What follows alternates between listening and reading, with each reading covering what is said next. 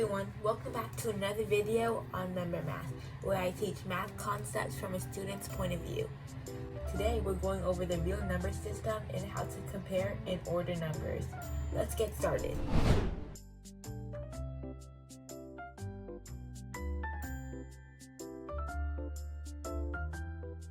The real number system is all the numbers we use in math and real life, which includes whole numbers, negatives, fractions, decimals, etc. If it can go on a number line, it's a real number. Real numbers are divided into smaller groups. Natural numbers are known as counting numbers, 1, 2, 3, 4, 5, etc. Whole numbers are also counting numbers plus 0, so 0, 1, 2, 3, 4, 5, etc. Integers are positive numbers and their opposites, plus 0, so -3, -2, -1, 0, 1, 2, and 3. Rational numbers are numbers that stop or repeat and can be written as a fraction, and irrational numbers are numbers that do stop and repeat, and they cannot be written exactly as a fraction. Here's a cool trick that maybe can help you remember. In writing, the word irrational means not logical or reasonable. So in the real number system, you can remember that irrational numbers don't stop and repeat because irrational things are not logical. And the word rational means that things are logical, so you can remember that they do stop or repeat. Just a little something that may help you remember this better. Just remember that rational numbers stop or repeat and irrational numbers never stop and never repeat. Let's take a look at this familiar drawing. Here we have a pool of real numbers and on the side irrational. In the middle we have natural numbers, which are the counting numbers. Going outwards we have whole, integers, then rational. Here's something that's key to know. If something is a natural number, it's also whole, an integer, and rational. If something's a whole number, it's also an integer, rational, and so on.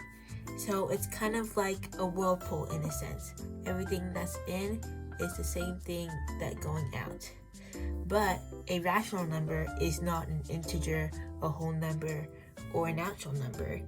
So everything that's going out is not the same as going in. Let's take a look at the numbers in some of the circles.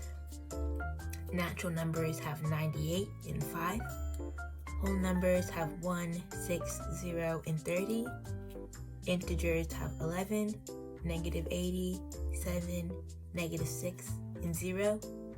Rational numbers have -2.7, 4.125, 2, and -13. Then, all the way to the side, we have irrational. Irrational is on the side because it doesn't correlate with all the other ones. A few examples of irrational numbers are pi, square root of 8, and square root of 2. So, are all integers whole numbers? No, because integers are above in the whirlpool. What about, are natural numbers rational numbers? Yes, because they're going outwards. Here's a quick review on how to compare numbers. Numbers to the right on a number line are greater, and to the left get smaller. 3 is bigger than -5. 3 is to the right on the number line. 1/2 is bigger than 0.3. 0.5 is greater than 0.3. If it's hard to tell, convert all the numbers to the same thing. Example, decimals, percents, or fractions. See how I converted 1/2 to 0.5 to see how that was greater than 0.3.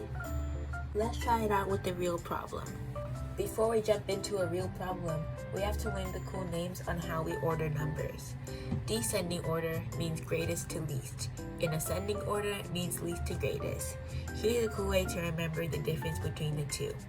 When a plane is descending, that means they're going down, from the greatest point to the least. When a plane is ascending, they're taking off, so they're going from the least point to the highest. Let's order these three numbers in ascending order.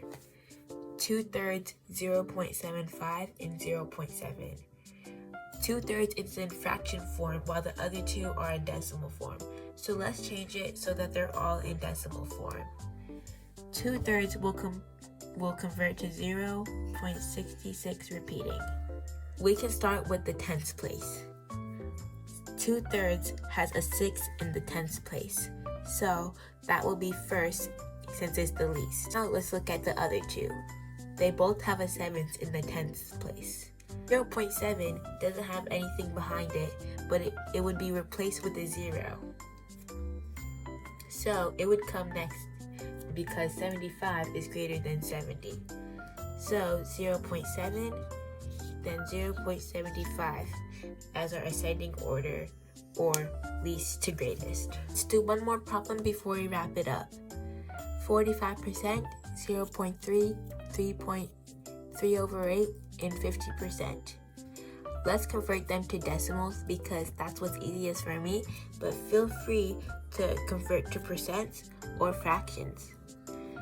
50% will convert to 0.5, 3/8 to 0.375, 0.3 to 0.3, and 45% to 0.45. Let's look at the tens place first. We're ordering in descending order, so we have to look at which number is the greatest, and 50% has the highest number, with the 5 in the tens place, so 50%. And next with 45 with the 4 in the tens place. And then we have 0.3 and 3/8 with both 3's in the tens place. Let's make it so that they both have 3 digits. We know that 375 is greater than 300. So next would be 3/8 and 0.3. Thank you guys so much for watching today's video. Please like and subscribe and tune in next time on Member Math. Bye!